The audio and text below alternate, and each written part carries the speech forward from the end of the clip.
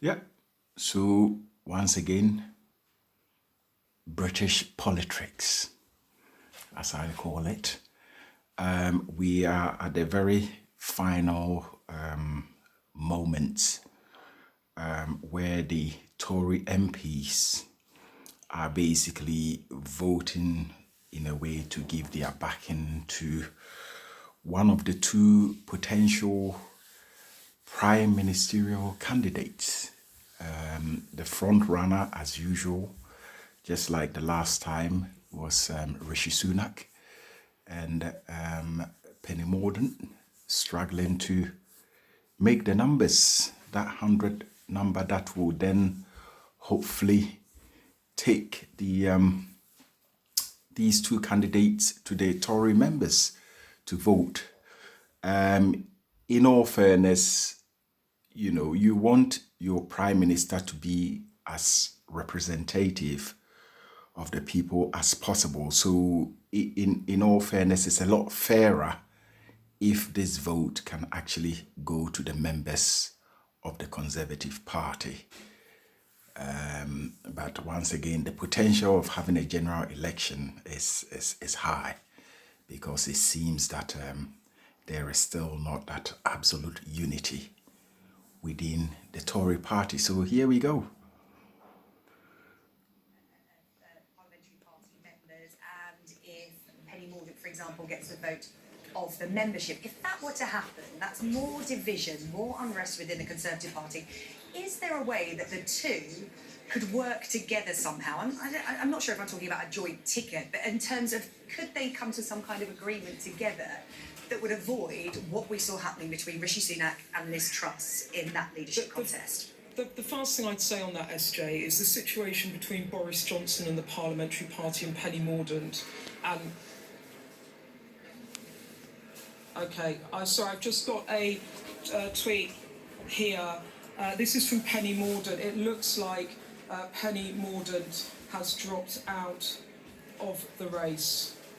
I am proud of the campaign we ran and grateful to all of those across all sides of our party who gave me their backing. We owe it to the country, to each other and to Rishi to unite and work together for the good of the nation. There is much work to be done. So there you have it, breaking news. Penny Mordaunt, just ahead of the announcement, has pulled out of the race. She obviously did not hit the numbers. Rishi Sunak is the new Prime Minister. Rishi Sunak is the new Prime Minister. He won the majority of the parliamentary support after losing the race so bitterly back in July. Penny Mordaunt conceded. Let me read you the whole statement. Our party is our membership, whether we are elected representatives, activists, fundraisers or supporters. We all have a stake in who our leader is. These are unpredictable times. Despite the compressed timetable for the leadership contest, it's clear that colleagues feel we need certainty today. They have taken the decision in good faith for the good of the country. Members should know that this proposition has been fairly and thoroughly tested by the agreed 1922 process. As a result, we have chosen our next Prime Minister. This decision is a historic one and shows once again the diversity and talent of our party. Rishi Sunak has our full support. So there you have it. Rishi Sunak is the next Prime Minister, and I've actually got James Cleverly, the Foreign Secretary, with me. James, let me see if, could I get this mic off here? Is that possible? No. Okay, we'll talk into it. Sure. James, Penny Mordaunt's conceded. Did she not have the numbers, or did she, and she decided to fold? I don't know. But what was increasingly clear through the last couple of days is that an increasingly large number of parliamentary colleagues were supporting Rishi. The thing that I've seen in my job as Foreign Secretary is what the country needs. I think what our friends internationally need is for us to be relentlessly focused on the job. I think that Rishi now clearly has a clear mandate for the parliamentary party to lead.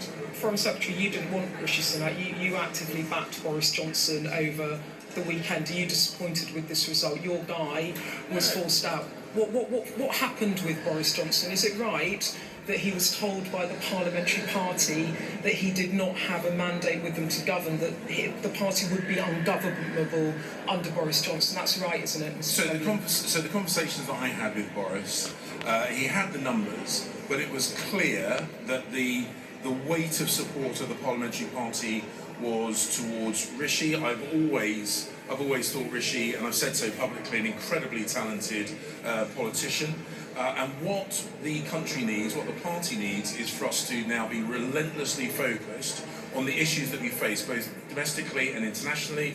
The fact that we can start doing that immediately, I think, is an absolute step in the right direction. And I've always said what you need is a huge amount of experience to step into number 10, and Rishi does have that experience. Ms. Cleverly, why didn't you back why did you back Boris Johnson, given that he was forced out in July? There was awful bloodletting in the party, and you thought it was acceptable for him to come back. Well, I said at the time... Oh, sorry, James, to interrupt.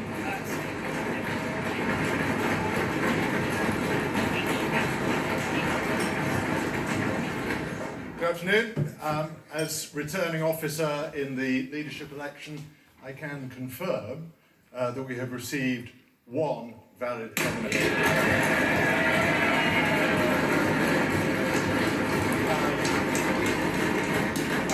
Rishi Sunak is therefore elected as leader of the Conservative Party.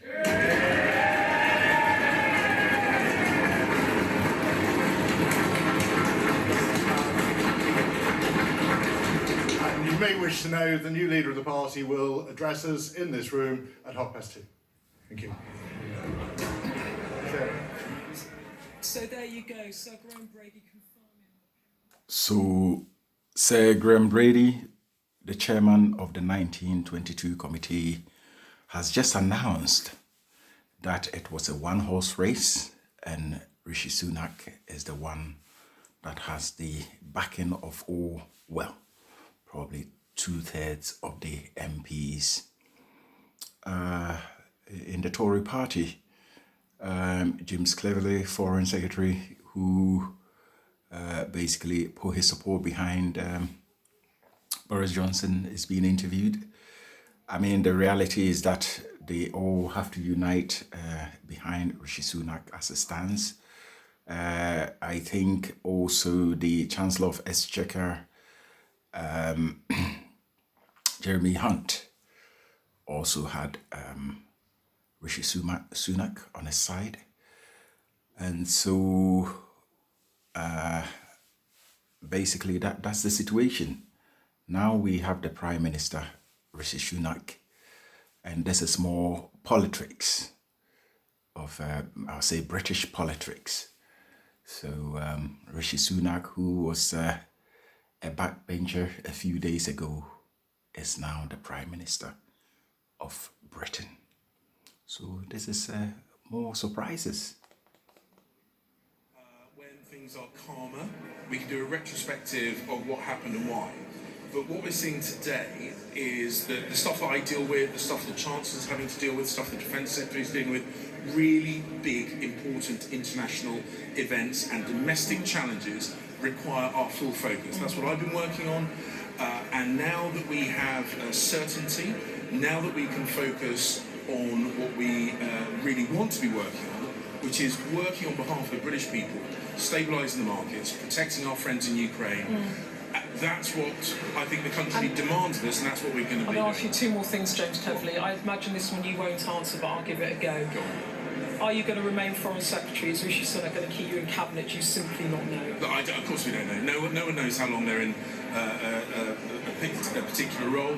I've been working on the stuff that I know is very important. I would love to continue doing so, but ultimately the decisions like that for the Prime Minister. And second question, there are some of your colleagues who are die-hard Johnson supporters who are just irreconcilable to Rishi Sunak becoming Prime Minister.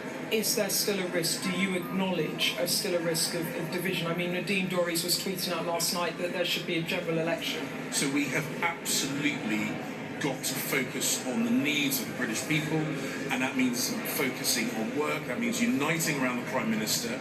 We have a duty. We don't have the luxury of argument and division. We have a duty to focus on delivery for the British people. Okay, final question. What does Rishi Sunak have to do? I would imagine the first thing he has to do is put a cabinet together that is the colours of all the party, rather than follow a Johnson and Truss approach of shutting everyone else that doesn't agree with them slavishly. Is that fair? So look, we've got incredible talent in the parliamentary party. We have got to have, the first 15 on the pitch. I know that Rishi understands that, and I have no doubt he will be relentlessly focused on delivering for the British people, and he will want to build a team around him that are also focused. Just one other thing. Should given the market instability of late, should Jeremy Hunt remain Chancellor, do you think, again? I didn't stand for party leader. I didn't stand for Prime Minister. These are decisions for Rishi, and I. I'm going to indulge me on one final question. I know. I'm very good at. Yeah, this is a bad habit of mine. I'm sorry. Boris Johnson, you're obviously good friends. You're close. You've known him for so many years. You've obviously spoken to him. How's he feeling? Is he a bit sore at the moment? Well, look, I am focused on the job that I am doing. I'm focused on where the government as a whole needs to go. Yeah. I'm focused on supporting Rishi, and private conversations that I have with friends are not things I discuss here. How's he feeling though? You're not Private conversations that I have with friends are not things I discuss here. He did the right thing though in withdrawing, right? So he did. We need. You couldn't unify the party. Beth, you're putting words in my mouth. The point is, we need to focus on delivering for the British people. That has been and must be our relentless focus. Foreign Secretary, thank you so much for joining us on Sky News. I really appreciate your time. So there you have it, James Cleverly. He is a key Johnson ally. They have been friends and colleagues for years, but telling me that there has to be unity. Sorry, I'm looking around because we're trying to I think we're going to get a Penny Mordaunt backer in a moment, so just bear with me. Hi, thank you for coming on. Now, you backed Penny. I did. How are you feeling? Well, look, we did our best. Penny would have been a great Prime Minister. I wish she got through this summer. Sadly, it wasn't to be, and it wasn't to be this time around again. However, I think what is absolutely critical now is that we give Rishi 100% of our support. We have got to remember our opponents are in front of us in the House of Commons and not behind us. We have got to come together. We've got to make this work. Rishi was a fantastic Chancellor. I'm sure he will be a great Prime Minister. Am I disappointed it wasn't Penny? For sure. But loyalty and collective responsibility are wonderful qualities, and I suggest to all my colleagues that we relearn that now. Bob Seeley, just in terms of Penny, you backed her from the beginning. Yeah. She didn't get the numbers. Was she anywhere near it? Or We were pretty close. It was touch and go. What was it? Can you tell me? No, I don't know the numbers, but I know that we were close, and I know that, for example, when I spoke to people last night, they were coming over, but clearly not quite enough. Maybe a bit more time, he could have got over the line. But I think Rishi, to be fair to him, had built up good momentum. And look, I respect that. He was a strong chancellor in very difficult times. I have no doubt he'll be a great Prime Minister. And what we now need to do is all of us come together. Just in terms of Penny Mordaunt, obviously she was so close again. I mean, she narrowly lost out last time. What would you like to see for her now in terms of a post in cabinet? That's for Rishi. He's the new Prime Minister. What I would say is that when people we're a broad church, and we need to make sure all our voices are included, at junior ministerial levels, at backbench responsibilities, but also at cabinet levels. So I'm not going to say Penny wants this job or that job. That's for the Prime Minister. But what I do know is that we've got to learn from past mistakes, and we've got to have a big team, Big Tent offer. A Big Tent offer. So what you're signalling is what I think actually both Johnson and Sunak were saying, that you could not have one wing of the party in cabinet, as Liz Truss and Boris Johnson had done, to devastating effect for both of them in the end. But just going back, we are a coalition, and we've got to coalesce. Going back to that coalition, Bob, and you're always honest, and I'd like you to be honest now. The bloodletting in the party in July, ousting Boris Johnson, and then in the awful of affairs of the past few weeks, which I think has left the country agog, as well as many MPs. Is it recoverable? I mean, how hard is it going to be for Rishi? He's got one hell of a job on his hands, hasn't he? It is recoverable. People like me, the stuff that gets me out of bed, and all my Red Wall colleagues, is delivering for folks in our constituencies. For me, that's the folks on the Isle of Wight, whether it's building a new hospital, or getting the railway pier rebuilt, or getting a special needs school. So it's all about delivering for our folks. So that's what we've got to focus on. I will just remind you of one quote. Ronald Reagan, former US President, first rule of Conservative politics, thou shalt not speak ill of other Conservatives. So to all my colleagues, I think everyone hasn't got the memo. Then Beth, so I'm going to lead by example. Yeah. Hats off to Rishi, fantastic job. Let's get out there, let's make this work. Look, it's great that we've got our first British Asian Prime Minister, let's celebrate that, and let's smash Labour at the next election. Final question, Penny Mordaunt, have you spoken to her? Did you speak to her ahead of her concession? I haven't spoken to her in the last half an hour. How do you think she'll be feeling? Pretty gutted? Look, not being in the race to be Prime Minister, she'd love to still be in the race.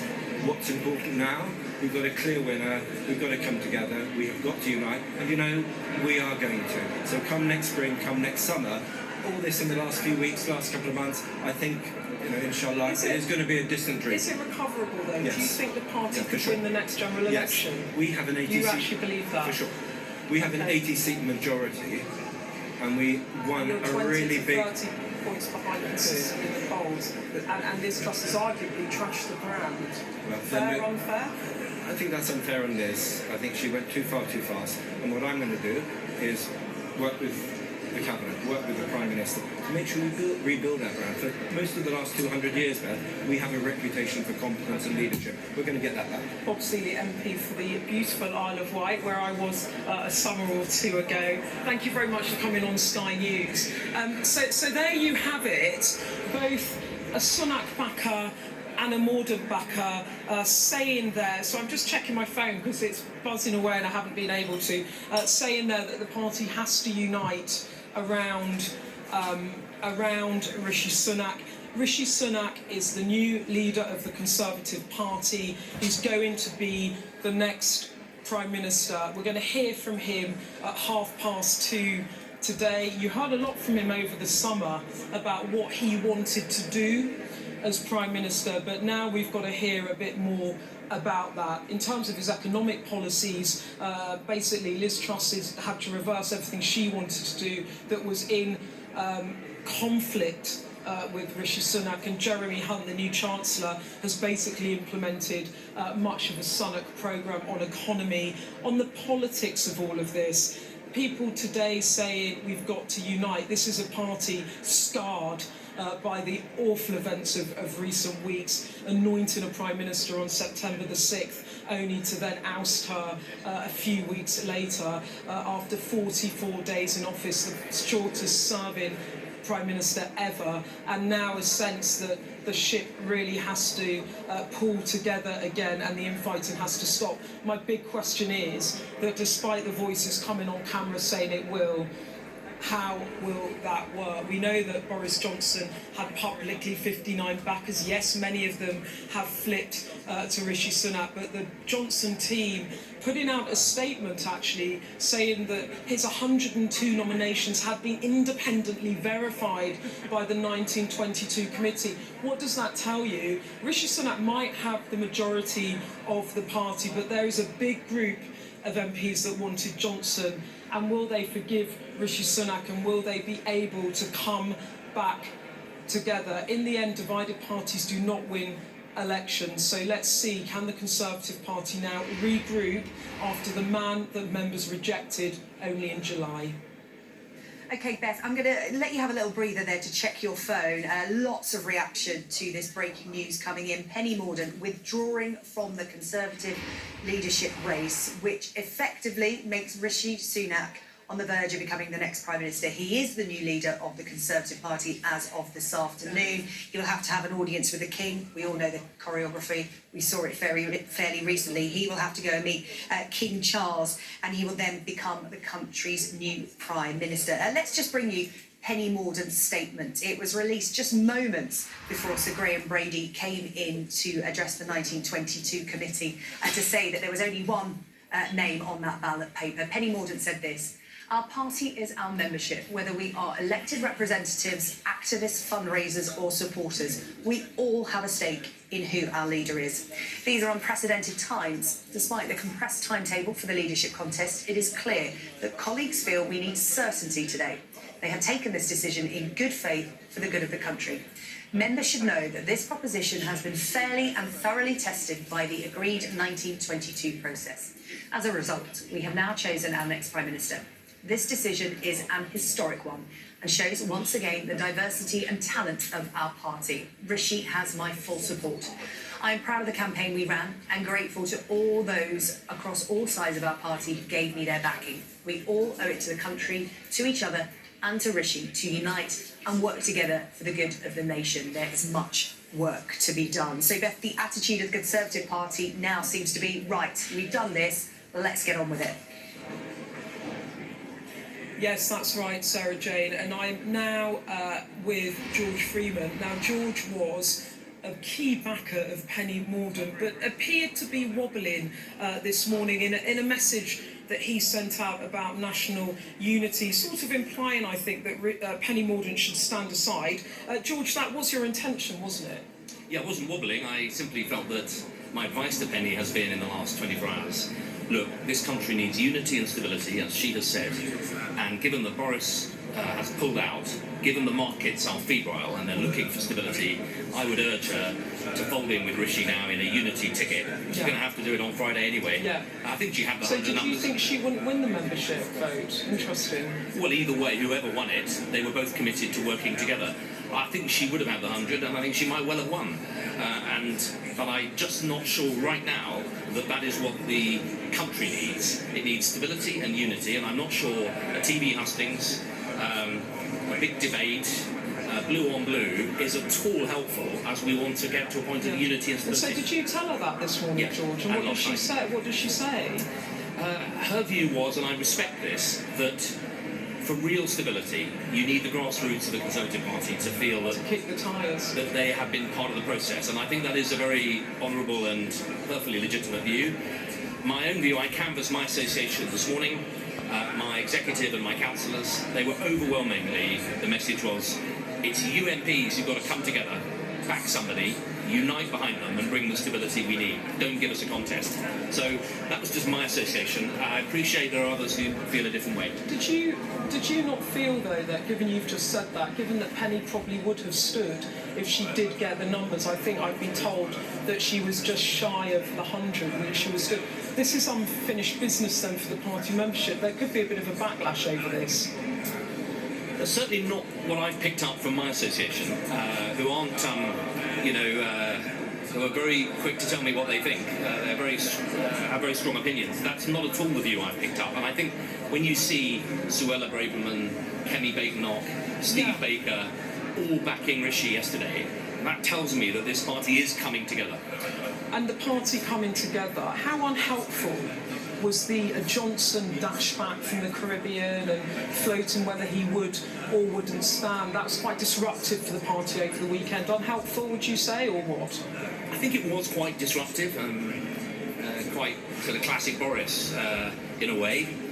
But I think in the end it has helped. Classic Boris. Well, he was away, flying back from holiday at a time of crisis, and the sort of dishevelled Boris at the airport coming back for the moment. But I think in a funny way, it helped everyone to realise that this is a new problem we face. It's international financial credibility. The markets are jittered, and Boris isn't the answer to that, and he doesn't bring the stability that we need. So, funny enough, I think actually, in a way, that circus during the weekend has focused a lot of people's minds on what stability and unity really looks like. So you think Boris Johnson wasn't up to it, not up to the job? I don't think he could provide the unity and stability that we need right now. I mean, I think I think history would judge him as having achieved some huge things. I won't list them all now, but I just think now his closest friends and advisors were telling him, you're not what we need right now, Boris. Oh, so you think he was advised by his close team to stand aside? Yeah. Who told him that? Well, many of them some of them have gone on the media and said, look, I very strongly, Johnny Mercer, for example, he's a very good friend and I backed him before, but I think it's not his moment. So I think a number of them have said that to him, and I think he could see, and I'm glad he did see that for all of his virtues, he wouldn't be the force for unity at the moment. And George, the reason I asked that as well is that part of Rishi Sunak's problem back in July was that those that supported Johnson felt he was responsible for Johnson's demise, and they were immovable. They were so viciously, vehemently anti-Rishi Sunak. That is still going to be a problem for him, isn't it? You've got a working majority of just over 70. If 35 MPs are just refusing it, Sunak can't get anything through the House. It's got to be an issue still, huh? Well, I don't think any Prime Minister in the Conservative Party ever has had absolute full and loyal support of every MP, and in fact, for 30 years before we came into power in 2010, there was a rump of Conservative MPs who were always unhappy. I think the big thing I would say is that when you see yesterday Kemi Badenoch, Suella Braverman, Steve Baker from the ERG, from the right, coming in behind Rishi, that's a very powerful statement, and I am absolutely sure he will build a cabinet of all the talents. George, I think I'm being told that we're going to have to come off there. Is that correct? Sorry. Thank you so much, George Freeman. We're going to have to throw back to you, SJ, because I think the speaker's coming through to open the House, and I'm definitely not allowed to be on camera when that happens. So back to you.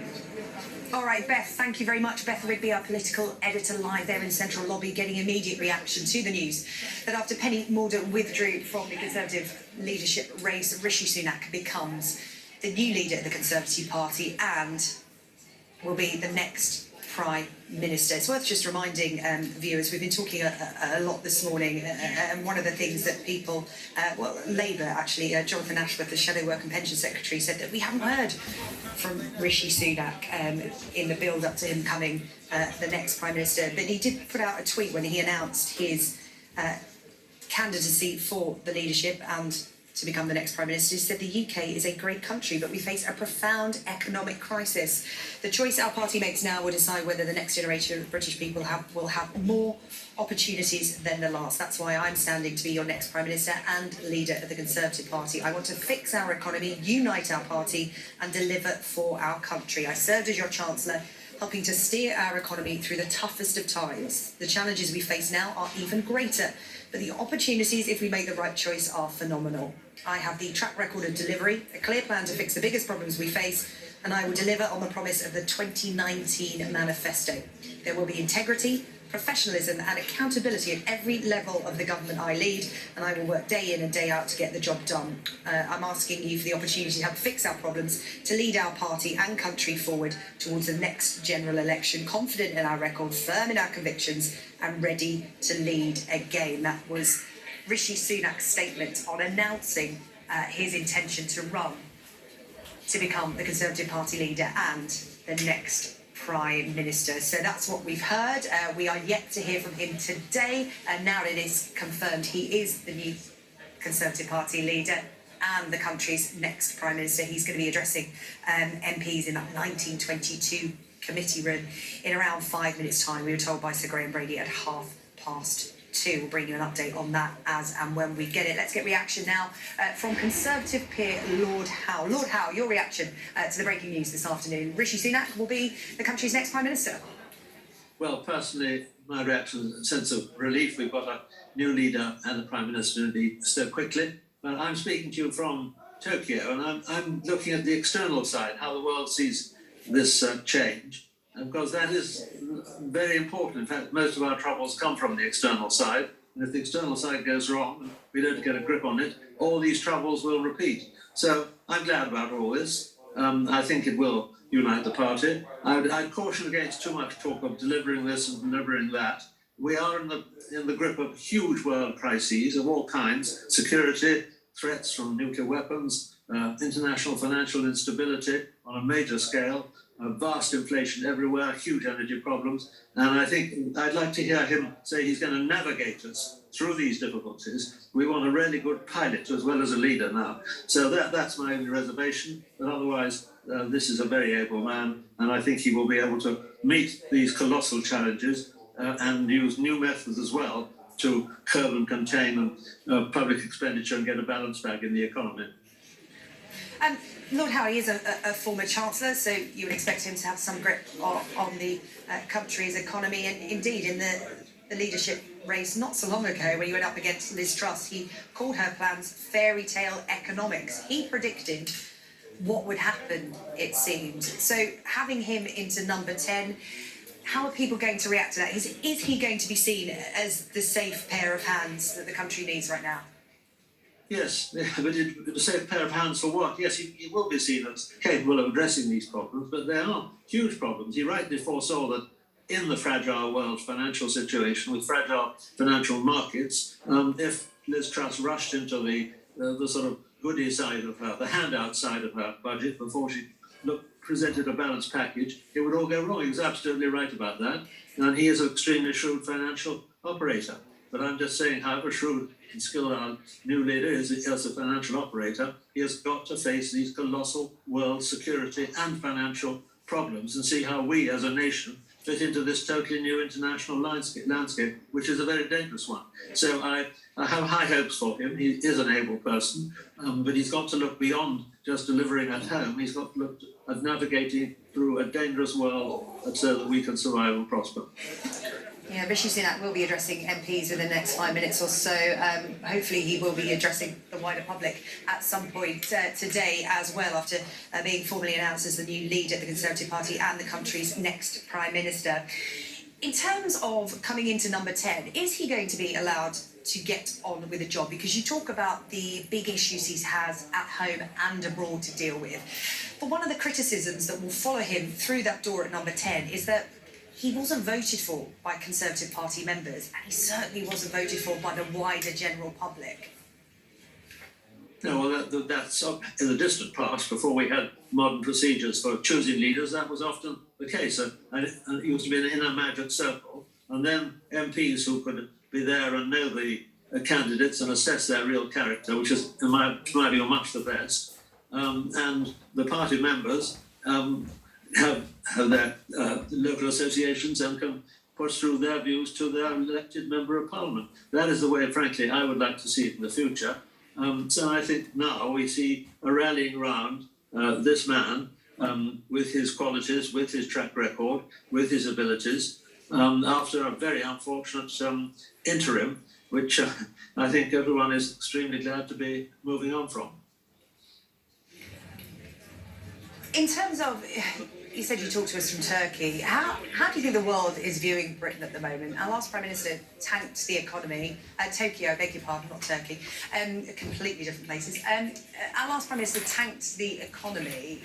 The world looking in on the UK right now. What does Rishi Sunak have to do to restore Britain's reputation on the world stage?